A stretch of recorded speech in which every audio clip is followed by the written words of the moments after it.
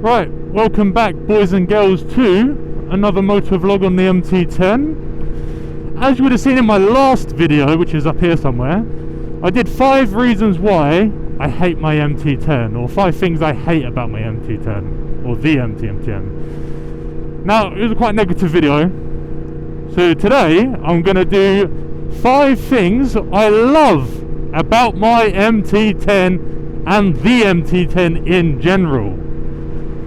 So, without further ado, let's get into it. Now, number 1, the one thing I love about this bike, and it's probably my favourite thing about this bike, is the looks and styling. Now, it's a very Marmite look for a lot of people. A lot of people don't like it, but I think the headlights on this looks like something straight out of Transformers, which is one of my favourite, like, movies, box set, whatever. Like, I love all of the Transformers movies. Like, the headlights look something straight out of, like, a Decepticon or an Autobot. Like, they just look bloody fantastic. Just these big, thick, squared off headlights with all the body panels as well. Like, I really do think this bike is, even now, I think it still keeps up with some of, like, the modern bikes of today. Yeah, I think the overall style of the MT10 is amazing. I know a lot of people don't really like certain bits of it, but I mean, I like the old tail light. I had it on the MT09, the MT07s have it, Tracers have it. I like that tail light. I think it looks nice. It's a nice big, like, bar across, nice and thick. I love the headlights on this thing. Again, super aggressive. Okay, mate. Super aggressive styling. You've got obviously the side panels, the nice big, like, blue wheels, the, like, swing arm. I just think this bike looks so sexy for its, like, age as well. Like, 2016 this bike was made. Well, my one was. Maybe they do it 2015, I'm not too sure, but 2016 this bike was made, and I think it has one of the best looking road presences there is. It's evil, it's mean, it's chunky, you know, it's just a big meaty bike. Now, my second point is another reason why I bought this bike and why I gave up my MT09, and it sort of ties into point 1, and that is the size of the bike. Now, I'm 6'3", I weigh like 115 kilos. I'm quite a big lump, so it's quite hard to find a hyper naked that sort of fits my size, you know, like my lengths, my legs, and so on, that I feel comfortable on. I can flat foot this thing easily, like, no doubt about it. I can flat foot it, but in terms of ergonomics, it's like, it is really nice. It's like upright. I don't get a bad back on it.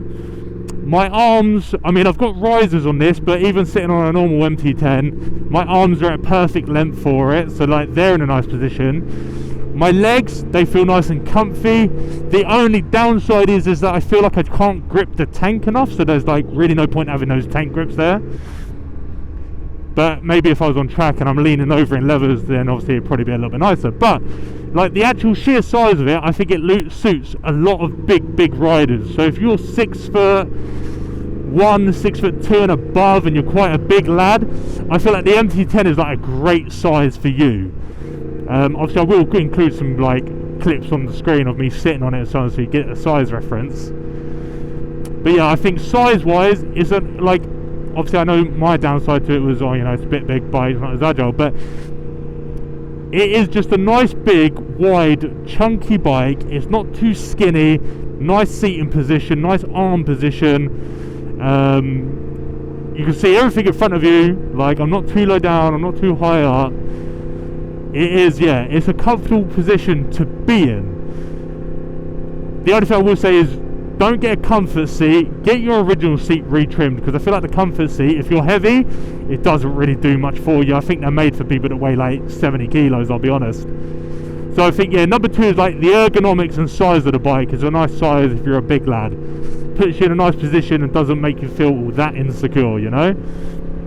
So yeah, that's point 2.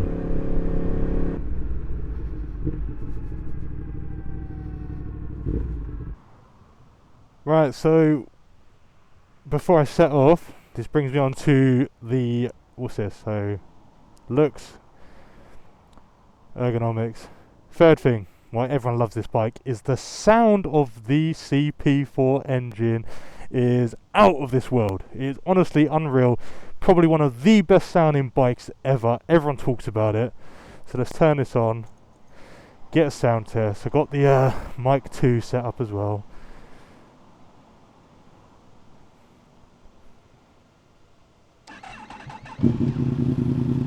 Obviously, I've got the 𝗦𝗃𝗃 half titanium at the moment, and then no titanium headers. But we'll give this a couple of revs. Yeah, that is recording.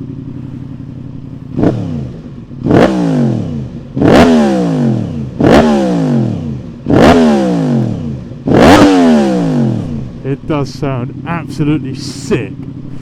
I'll get some. I'll keep the mic on. I'll get some rides.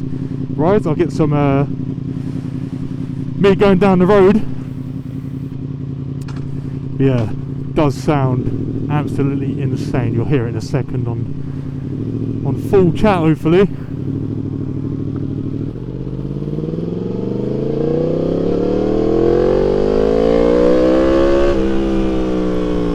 Just listen to that. You can probably hear all that engine braking as well.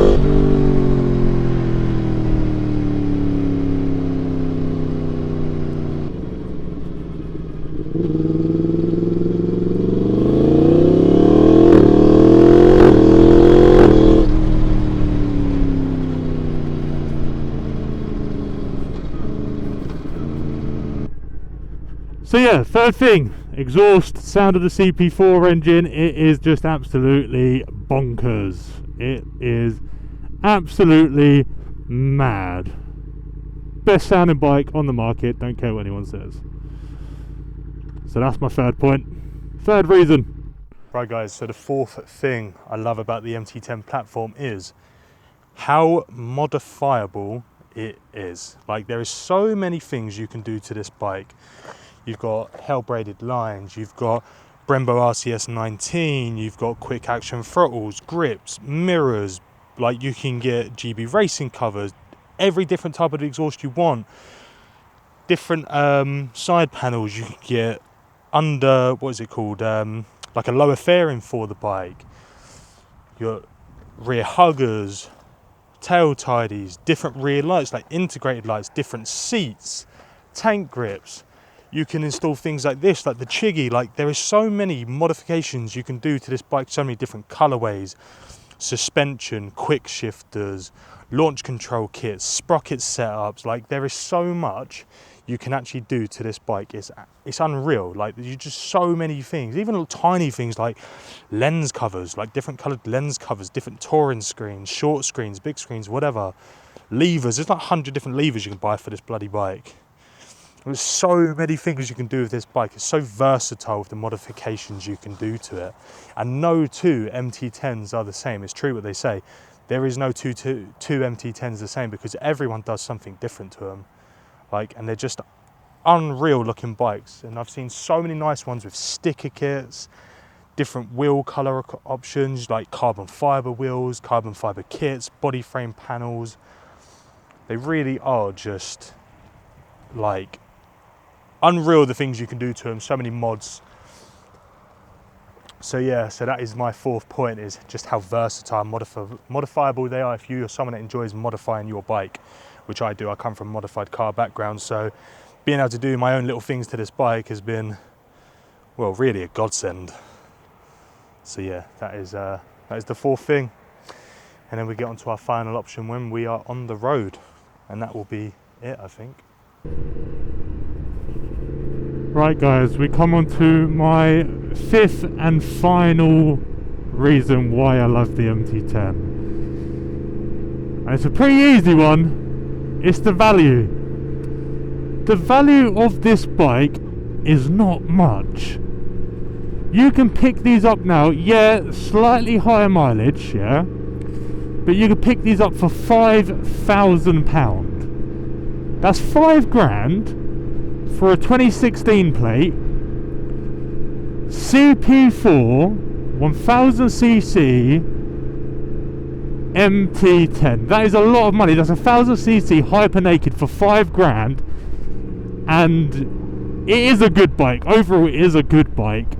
It is very fast, it's very good looking, and you can get it for £5,000. I mean, I've seen some even cheaper, like 4.5, but they're on like 45k, which is nothing.